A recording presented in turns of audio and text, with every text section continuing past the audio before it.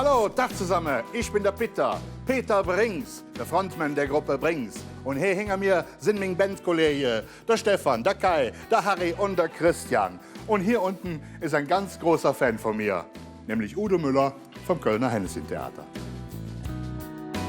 Ich schreibe seit vielen Jahren die Kindersitzung im Karneval und für eine Szene brauchte ich halt diesen Peter Brings und da wurde halt dann diese Puppe für hergestellt. Wir haben dann auch den Peter hier reingeholt, der hat sich riesig gefreut, sich mit seinem kleinen Ebenbild auch ablichten zu lassen.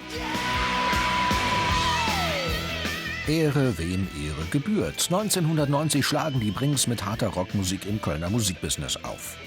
Schnell geht es für die Truppe aufwärts, ob als Act bei Rock am Ring oder als Support von AC/DC, Tom Petty und Simple Minds. Die Brings liefern legendäre Bühnenshows und probieren sich mit hochdeutschen und natürlich kölschen Texten aus. Lass uns die Straße begeiern. Lass uns die Straße begeiern.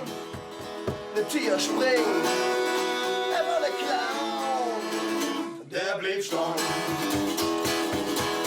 An uns die Tüder. Anfang der 2000er wollen die Brings auch den Kölner Fastelavn erobern.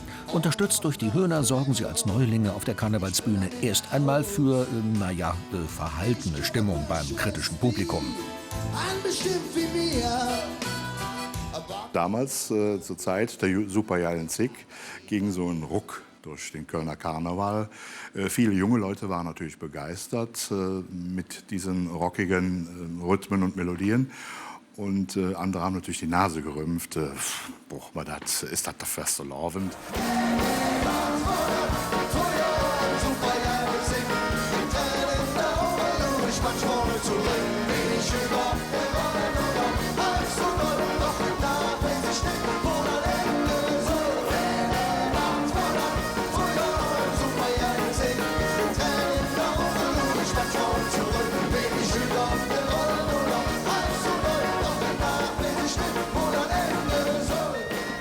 Nun ja, die Frage nach dem Sinn der Brings im Karneval hat sich schnell erledigt. Die Jecken lieben die neuen Gesichter und den rockigen Stil.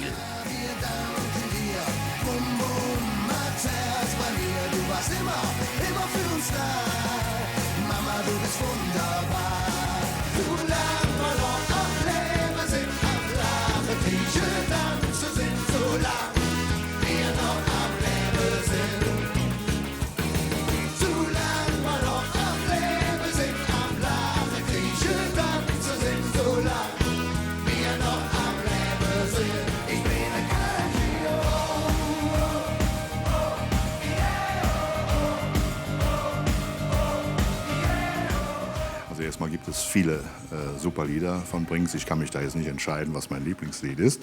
Aber es gibt einen Song, der ist natürlich gerade für uns, für die Bühne, sehr vielseitig verwendbar. Und das ist Halleluja. Den haben wir hier im Karneval gespielt und auch im vergangenen Weihnachtsmärchen.